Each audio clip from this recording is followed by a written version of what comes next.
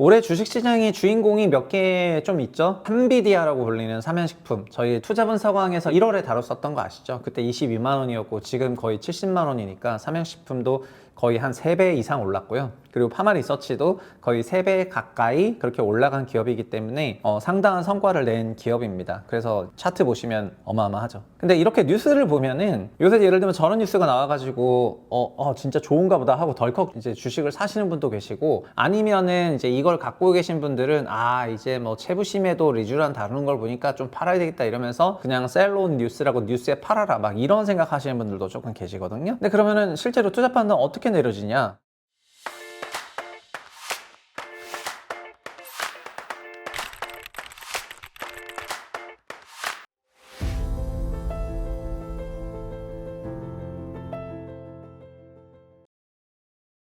안녕하세요, 채부심입니다. 오늘은 그 투자분석왕의 연장선으로 세미나를 조금 진행을 해보겠습니다. 오늘의 주제는 연어 정자이고요.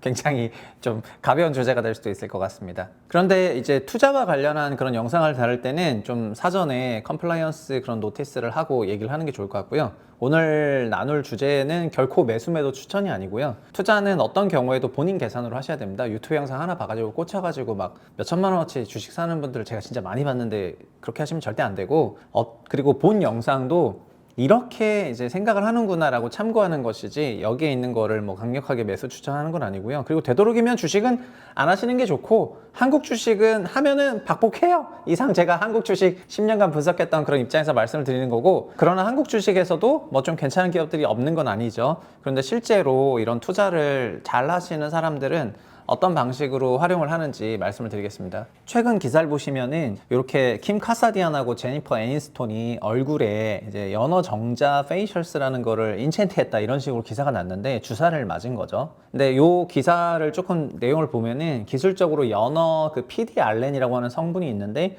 이게 조금 비린내가 나는 성분인데 연어나 송어의 정자세포에서 추출을 해가지고요.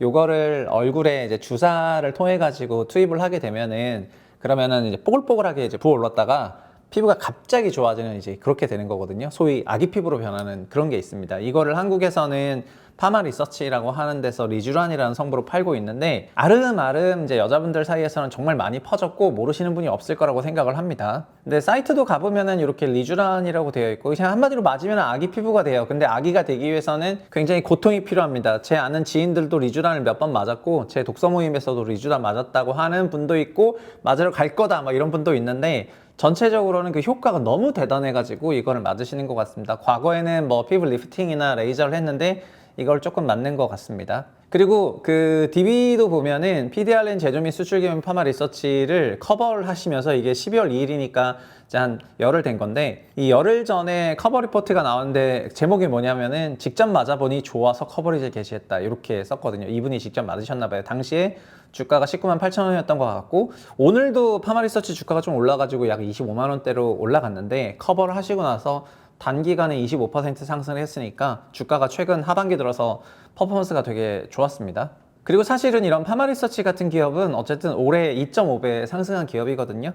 올해 주식시장의 주인공이 몇 개 좀 있죠. HD 현대일렉트릭 같은 그런 기업이 한국 주식시장의 되게 주인공이었고, 그리고 삼비디아라고 불리는 삼양식품, 저희 투자분석왕에서 연초에 1월에 다뤘었던 거 아시죠? 그때 22만 원이었고 지금 거의 70만 원이니까 삼양식품도 거의 한 3배 이상 올랐고요. 그리고 파마리서치도 거의 3배 가까이 그렇게 올라간 기업이기 때문에 상당한 성과를 낸 기업입니다. 그래서 이제 차트 보시면 어마어마하죠. 근데 이렇게 뉴스를 보면은 요새 예를 들면 저런 뉴스가 나와가지고 진짜 좋은가 보다 하고 덜컥 이제 주식을 사시는 분도 계시고, 아니면은 이제 이걸 갖고 계신 분들은 이제 뭐 채부심에도 리쥬란 다루는 걸 보니까 좀 팔아야 되겠다 이러면서 그냥 셀론 뉴스라고 뉴스에 팔아라 막 이런 생각하시는 분들도 조금 계시거든요.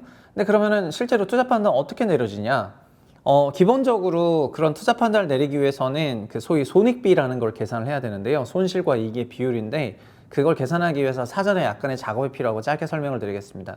먼저 한국에서 수출 기업은 코스피 평균 밸류에이션 대비해서는 프리미엄을 받습니다. 한국 시장은 글로벌로는 2% 미만이 매우 작은 시장인데요. 미국은 우리보다 10배 큰 나라고, 그다음 중국은 한국보다 5배 크고, 일본은 약 3배 정도 크기 때문에 한국 시장만 있을 때는 이제 한국 시장이 위축되는 거를 반영해서 프리미엄을 받지 못하지만은 수출했을 때는 몇 배 커지니까 그 프리미엄을 받게 되거든요. 그래서 보통 수출을 하지 못하고 내수만 한다. 건설주 같은 경우에는 뭐 어떤 밸류에이션이든 PER이든 PBR이든 뭘 보든 지금 싼데, 이런 기업들은 한국이 10배면은 건설주는 PER는 6배 이렇게 받고 있지만은 수출 기업은 평균 16배 정도 받고 있습니다.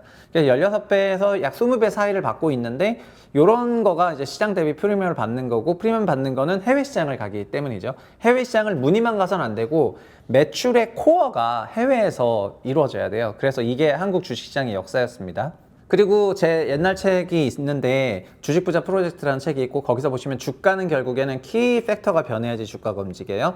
그래서 키 팩터에 어떤 트리거가 발생을 하고, 그러면 주가가 움직이고, 그 주가가 움직인 주가가 끝나는 그 점이 밴드 상하단을 만들게 되고요. 파마리서치 같은 경우에는 이런 리쥬란이 되어 있는 그 품목에 수출 데이터가 있고, 수출 데이터가 우리나라는 월에 한 번씩 이제 확정 실적을 발표하는데, 열흘에 한 번 정도 잠정 실적을 발표하고요. 그거를 트라스라고 하는 사이트에서 발표를 하고 있습니다. 그래서 저는 트라스도 제 삽자본으로 가입을 해놨는데, 그 트라스 데이터를 통해 가지고 열흘에 한 번씩 확인할 수가 있고, 이게 늘어나면은 주가도 같이 좋아지고, 그 다음에 상승폭이 줄어들거나 하면은 주가가 조정을 받고, 올해 뭐 삼양도 그렇고 전력기기도 그렇고 이런 수출 기업들은 자동차도 그렇고 반도체도 그렇고, 지금 한국의 수출이 뭐 늘었다 줄었다 반도체가 꺾인다 막 이런 얘기 나오는 거는 다 그 트라스에 있는 수출 데이터를 통해 가지고 확인을 하는 겁니다. 그래서 이런 의약품도 다 확인을 하는 거죠.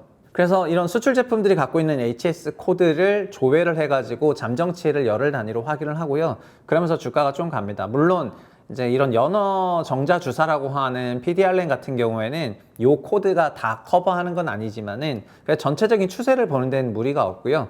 연초 대비해서 현재 수출 규모가 약 1.5배 정도 컸으니까 YOY로 한 50% 컸거든요. 그런 걸 생각해 보면은 수출 규모가 50% 컸으면은 이익은 좀 더 커지는 거고, 그에 비례해서 주가는 올라갔다고 생각해 보시면 될 것 같고, 그다음에 라면도 마찬가지인데, 제가 투자 분석왕에서도 1902, 30, 1010 HS 코드를 조회하라 이렇게 했었는데, 그걸 조회해 보시면 아시겠지만은 매달 전년비 이제 거의 30%대 수준의 상당한 성장이 있기 때문에 이런 게 주가를 움직이는 키 드라이버다 이렇게 보시면 될 것 같습니다. 애널리스트들 실적 추정치를 보면은 삼성증권이 파마리서치를 좀 공격적으로 썼는데요. 올해는 매출 3,400억에 순익 1,000억이고요. 현재 시가총액이 2.7조입니다. 내년은 4,230억에 약 순익 1,500억 정도 된다. 근데 여러 리포트를 보니까 한 1,350억? 약간 이 정도 되는 것 같습니다. 그럼 1350억에 20배를 곱하면은 2조 7천억이 되는 건데, 현재 시가총액이 2조 7천억 정도 되니까 내년도 25년 말 실적 기준으로 이제 PER 20배 정도 되는 기업이고요. 현재 기준으로는 약 한 PER 27배 정도 되는 그런 기업이 되겠습니다. 그게 파마리서치의 현 상태예요.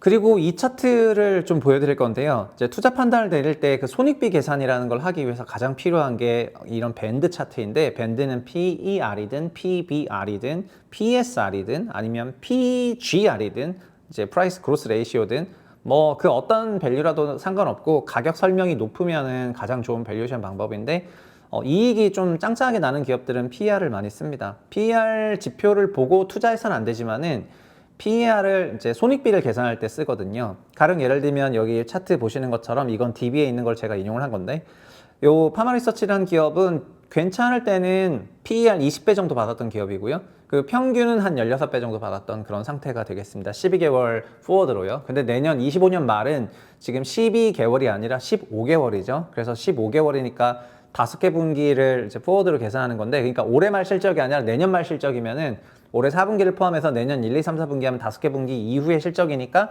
올해부터 실적이 좀 많이 붙은 상태에서 포워드를 보게 되는 건데, 내년 말 기준으로 보면은 지금 이제 한 20배 정도 되는, 19배라고 적었지만 이거는 제가 주말에 만들었는데, 주말간에 만들었던 게 하루 만에 이렇게 될 정도로 오늘도 주가 상승이 좋았으니까 지금 PER 20배 정도 되는 거고요. PER 20배 정도 되면은 요 회사는 이제 밸류에이션 상단에는 조금 붙어가는 그런 회사라고 보시면 될 것 같습니다. 그런데 뭐 그러면 여기서부터 어떤 판단을 하냐? 일단 기본적으로 이렇게 생각하시면 좋을 것 같습니다. 이 회사의 밴드 저점은 10배고 고점은 20배, 25배 정도 됩니다. 밴드 저점이 10배라는 게 믿어지지 않겠지만은 2022년 하반기부터 2024년 상반기까지 이때 금리가 하락하면서 주가가 좀 조정받았던 기간이 있었는데, 이때 PER 10배가 있었고요. 그리고 올해 초에도 PER 10배를 향해서 10에서 15배 향해서 갔었다가 지금 올라온 거거든요.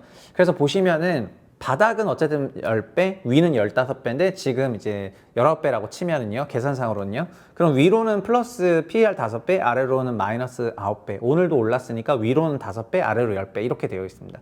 그럼 위로는 PER 5배 정도 업사이드가 있고 아래로는 마이너스 PER 10배 다운사이드가 있으니까 손익비가 1대 마이너스 2 정도 되는 건데, 그러면은 1대 마이너스 2 정도는 하락폭이 더 크다는 거거든요.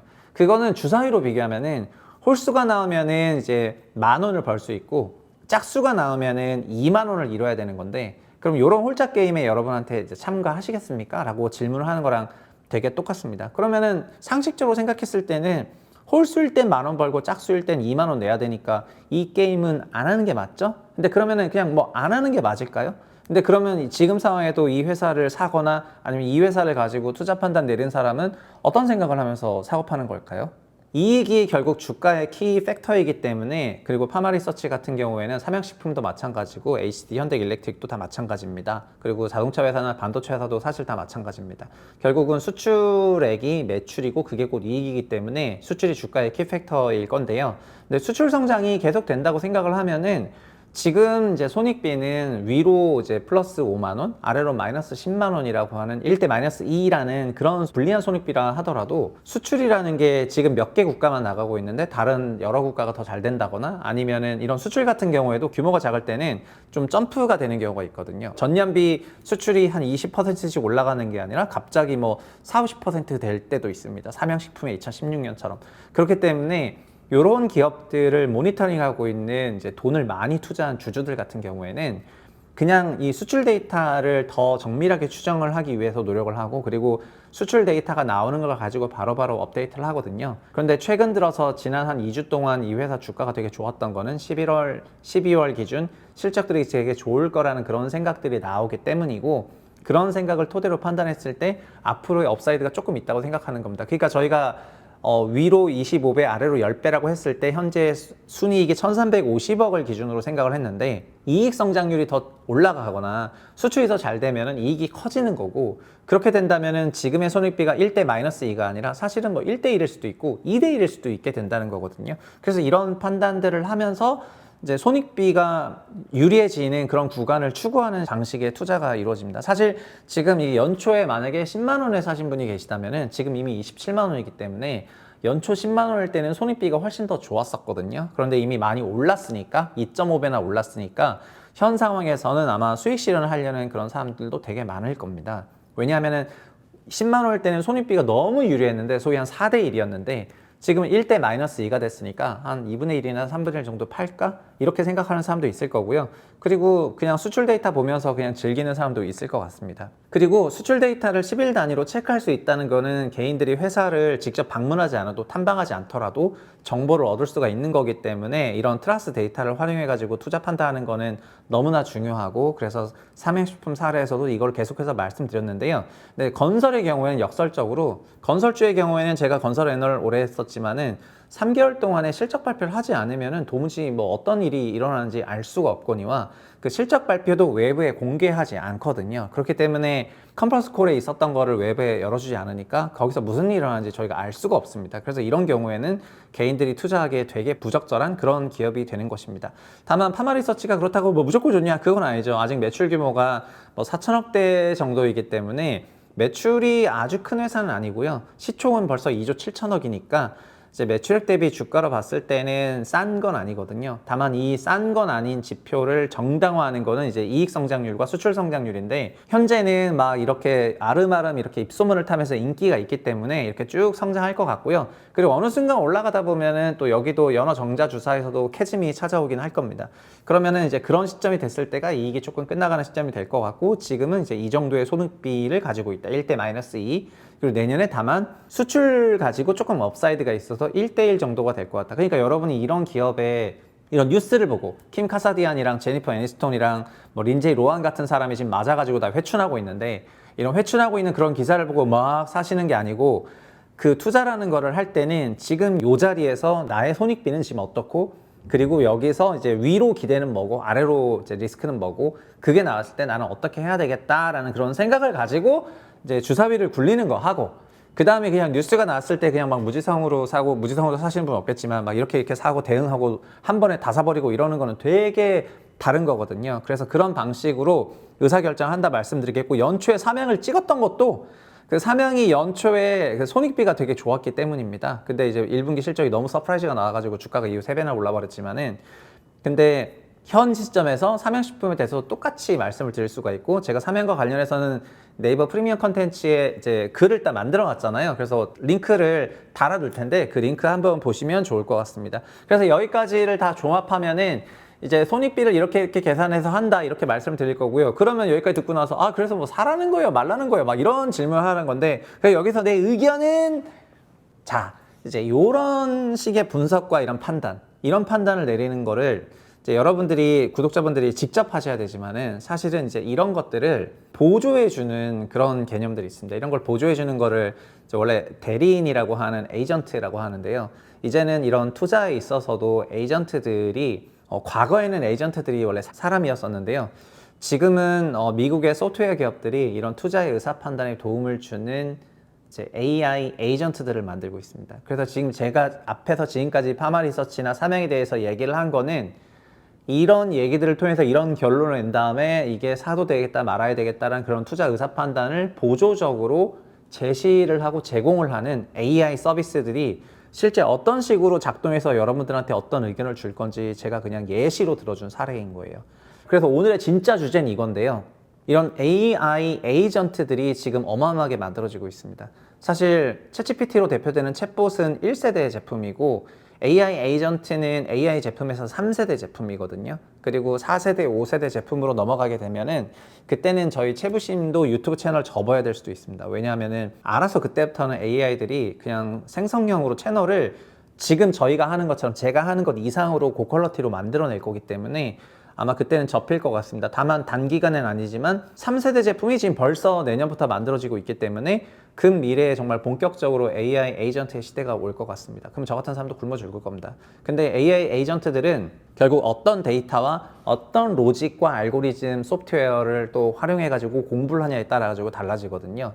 그러니까 인터넷에 공공연하게 있는 공개된 데이터를 통해가지고 배우는 에이전트들은 이제 파라미터가 늘어나고 뭐 공부 많이 하고 이런 걸로는 이제 거의 다 정점까지 왔고요. 그 다음부터는 데이터베이스가 더 좋아야만이 더 성능 높은 에이전트가 될 수가 있거든요. 그래서 현재 내년부터 만들어질 그런 에이전트들은 범용적인 업무에 대해서 에이전트들이 만들어지고 있습니다. 범용적인 업무들의 종류가 여러 가지가 되지만은 이런 AI 에이전트들을 만드는 회사 중에 여러 회사들 다 만들고 있는데 이 셀즈포스라는 회사가 있죠. 지금 저도 유튜브와 관련된 일을 슬랙이라고 하는 그런 CRM 이제 소프트웨어를 써가지고 하고 있는데 이 슬랙을 셀즈포스가 만들었고 셀즈포스가 뭐 이런저런 거 많이 만들었죠. 근데 이 셀즈포스가 AI 에이전포스라는 거를 개발해가지고 올 9월에 시연을 했는데 올 9월에 시연한 영상들을 나중에 한번 보시면은 되게 재미있을 것 같습니다. 근데 장기적으로 이 회사는 약 10억 개의 고객에게 AI 에이전트를 팔 생각이고 이런 일 한 번 시킨 거 이런 겁니다. 아까 제가 처음에 얘기했던 것처럼 야 파마리서치 회사에 대해서 좀 투자 판단 한번 내려봐 이렇게 얘기하면은 그냥 뭐 좋다 맞다 아니라 제가 지금 하는 것처럼 프롬프트만 잘 짜면은 손익비까지 잘 계산해가지고 의견을 줄 수가 있거든요. 현재 AI 에이전트는 이런 건 아직은 안 됩니다. 그러나 아마 몇 년 안에 이런 서비스 기능들이 금방 나올 거고요. 나중에 좀 더 지나면은 저희한테 거꾸로 막 말을 걸어오기 시작할 겁니다. 이거 이렇게 하시면 지금 이렇게 지난주에 이렇게 기업들이 다 손익비가 변경됐고 그 다음에 확률이 어떻게 좀 되고 있고 지금 전반적으로 봤을 때 뭐가 좀 좋은 것 같아 이런 의견들을 막 내기 시작을 할 겁니다. 그거는 더 잘 공부한 그런 에이전트들이 그런 콜을 해주겠죠. 지금 세일즈포스뿐만 아니라 뭐 서비스나우로 대표되는 그런 미국계 소프트웨어 기업들이 에이전트를 내년부터 만들어 가지고 할 거고요. 단기적으로는 콜센터를 잡겠다고 하고 있는데 콜센터는 1년에 300빌리언이니까 약 한 450조 원 정도 비용이 나가는 그런 시장인데 여기에 진출하겠다고 하고 있습니다. 그래서 오늘 영상은 그냥 파마리서치나 삼양식품의 주식에 대해서 투자 의사 판단을 막 어떻게 내려야 되고 여러분이 직접 하고 이런 게 아니고요. 이제 이런 것들을 다 대신해주고 있는 에이전트들이 오고 있다는 겁니다. 그래서 굉장히 섬뜩한 뉴스이기도 하거든요. 그러나 거꾸로 작년과 올해는 좀 AI 하드웨어들의 해였다면은 뭐 내년과 내후년에는 AI 소프트웨어들의 한 해가 될 수도 있기 때문에 이런 방식의 서비스들이 정말 도입이 됐을 때 얼마만큼의 규모로 도입이 되는지도 되게 지켜보면 재미있을 것 같잖아요. 그래서 그런 예시를 한번 보여드리려고 오늘 이런 영상을 꾸민 거예요. 그러니까 오늘의 주인공은 파마리서치는 아니고, 파마리서치도 주인공이죠. 그리고 뭐 요즘 불닭이랑 연어, 결국 한국 주식시장은 동물이랑 좀 친해야 되나 봐. 그거랑 서비스 기업들 좀 보시면 좋을 것 같고요. 그리고 오늘 영상은 결코 매수매도 추천이 아닙니다. 뭐 셀즈포스를 사라 이런 게 아닙니다. 뭐 파마리서치를 사라 이런 게 아니고, 실제로 주식을 사고 파는 거를 타이트하게 하는 사람들은 어떤 식으로 논리 구조를 짜가지고 의사 판단하는지를 보는 것입니다. 그러니까 연어 정자 주사의 그 성분에 대해서 화학 기술 공학자처럼 막 빡시게 보거나, 아니면은 막 이런 거를 너무 적극적으로 볼 필요가 없이 결국은 많은 경우에 이런 세상 활동의 결과들이 숫자로 좀 찍히게 되는데요. 그런 숫자들을 좀 미리 예상하고 거기서 이제 확률론을 계산하면 되는 것입니다. 사실은 투자에 대한 어떤 기술적인 부분은 포커 정도만 잘 쳐도 다 배우실 수가 있습니다. 다만 포커 정도만 잘 쳐도 배울 수가 있는 거를 왜 우린 잘 못하냐? 그거는 제대로 포커를 여러분한테 알려준 사람이 조금 없거나, 아니면은 정말 이런 기술들을, 이게 어떻게 보면은 돈 버는 기술이라 생각해가지고 알려준 사람이 좀 적어서 그럴 수가 있거든요. 거꾸로 막 포커란 무엇인가, 막 이렇게 막 카드 게임이란 무엇인가 이런 것만 하다 보면은 이제 오히려 성과가 더 안 좋을 수 있고요. 결국은 매사에 늘 확률론적인 사고관, 그리고 항상 세상 모든 일에 확실한 건 없거든요. 뭐 제가 지금 재패가 잘 떠가지고 되게 손익비가 좋고 잘 벌 것 같았지만은 그걸 잃을 수도 있어요. 그렇기 때문에 그 어떤 경우에도 정말 웬만하면은 뭐 소위 몰빵해서는 절대 안 드릴 것 같고요. 그래서 이런 늘 확률론적 사고관 속에서 내가 좀 더 유리한 확률을 추구하는 그런 과정을 거쳐간다면은 이제 여러분의 잔고는 크게 늘어 있을 겁니다. 근데 지금까지 이게 또 어려웠는데 앞으로는 도와주는 놈들이 많이 등장할 거잖아요. 그것도 AI가. 그러니까는 미래는 훨씬 더 아름다워질 수도 있거든요. 그렇게 생각을 해보면은 확실히 좀 근미래는 굉장히 높은 생산성이 생길 것 같고요. 그런 높은 생산성은 저도 좀 누리고 싶은 게 있기 때문에 그런 걸 토대로 앞으로 많은 영상이나 컨텐츠를 제작하는 데 활용할 그런 생각입니다. 그래서 저 역시 내년에 만들어질 여러 그런 AI 에이전트들과 투자 AI 에이전트들을 조금 참고해 가지고 이렇게 영상을 만들 생각이고요. 그렇게 참고해서 보시면 좋겠습니다. 어쨌든 오늘은 이런 영상에 대해서 컴플라이언스 노트를 달 수밖에 없지만은 내년부터는 채부심에서도 투자와 관련한 그런 영상들을 많이 업로드를 할 거고요. 우리 채널의 영상들은 산업적이나 어떤 기업의 기술적인 부분에 대해서는 다른 채널들에서 굉장히 많이 하고 있기 때문에 저희는 손익비와 확률론에 기반한 그런 투자 의사 판단에 대해서 좀 실용적인 내용들을 좀 많이 담으려고 해요. 오늘 여기까지 하겠습니다. 감사합니다.